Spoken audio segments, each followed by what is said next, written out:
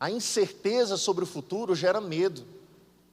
Às vezes, pelo fato de você não saber como vai ser o amanhã, isso te deixa apreensivo. Isso gera medo. E o medo tem uma característica terrível, que o medo ele te paralisa. Quando você está paralisado, às vezes o crescer, tanto natural quanto espiritual, não acontece. Você permanece no mesmo lugar. Mas deixa eu te falar algo. Nós precisamos falar sobre coragem. Porque coragem, ele não é simplesmente um sentimento, mas coragem é uma característica. Às vezes as pessoas confundem muito o que é coragem, achando que a coragem começa quando o medo termina. Mas na verdade, a coragem é uma porção de Deus para que você vença o seu medo.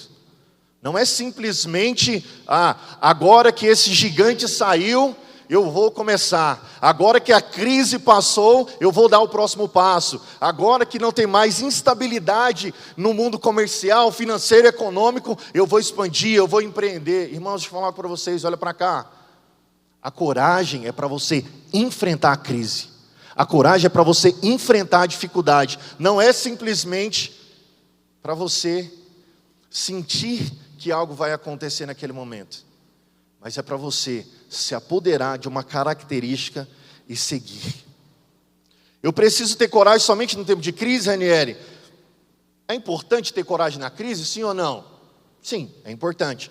Mas em tempos de paz, é importante ter coragem, gente? Também.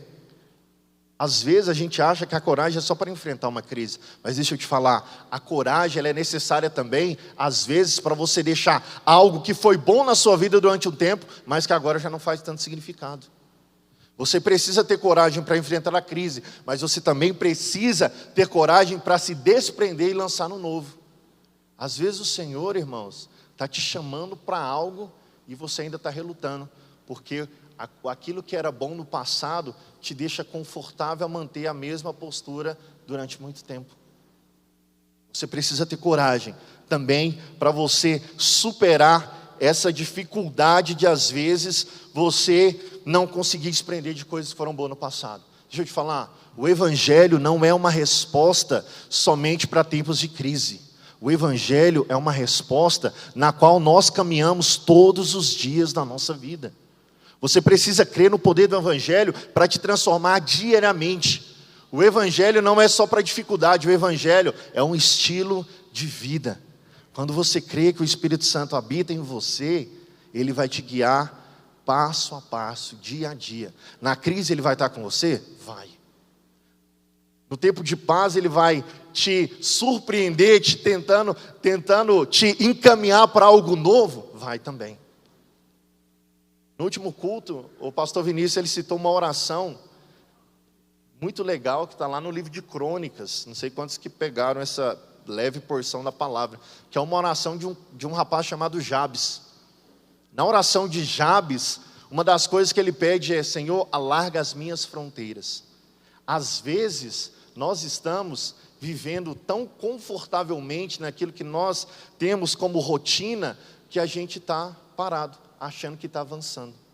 Mas é tempo do Senhor alargar as suas fronteiras, amém? Deixa eu te falar, a coragem para a gente romper e dar os primeiros passos é importante, mas a coragem para os próximos passos é fundamental. Às vezes a gente mergulha no novo, se lança, fala eu vou, você tem aquele primeiro ímpeto de coragem, ele vem, e você começa, fala eu estou empolgado, eu quero, conversa com as pessoas, começa a caminhar, começa a se lançar, mas quando vem a primeira crise, quando vem a primeira dificuldade, você já desiste, e volta para onde você estava. Deixa eu te falar, a coragem não é só para dar o primeiro passo, a coragem é para continuar a caminhada da maneira que o Senhor tem te chamado nesses dias. Nessa porção da palavra, quando a gente fala desse texto especificamente, onde Pedro andou sobre as águas, a gente percebe 3 cenários. A gente percebe Jesus, a gente percebe Pedro, e a gente percebe 11 discípulos que foram tomados pelo medo. Eu percebo Jesus, eu percebo Pedro, e eu percebo 11 pessoas presas na zona de conforto. Eu percebo Jesus, Pedro e 11 covardes. E na oportunidade de ver o sobrenatural, eles preferiram a segurança do natural. Deixa eu falar algo para vocês.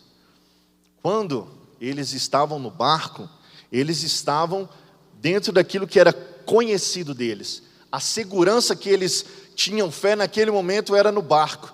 Quando Jesus apareceu e apontou e começou a andar sobre as águas e chegaram, a primeira reação deles foi o que, gente?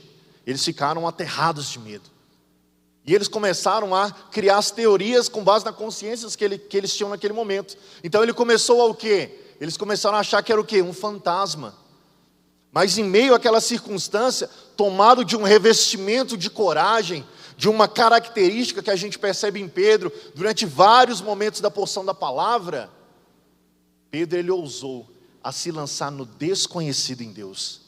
Enquanto 11 ficaram presos ao conhecido, Pedro decidiu se lançar no novo, se lançar no sobrenatural. Mas por que Pedro fez isso? Porque Pedro ele saiu da zona de conforto dele. Irmãos, deixa eu falar algo para vocês. A zona de conforto é o lugar mais perigoso que existe na terra.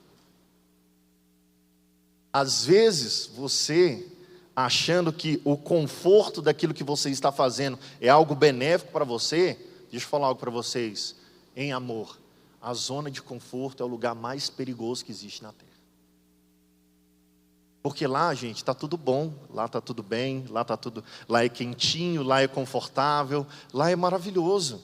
Só que tem um grande problema na zona de conforto. Nada lá cresce, nada lá prospera, nada lá avança. A partir do momento que Pedro decidiu se lançar no novo, o resultado disso foi ele viver o sobrenatural.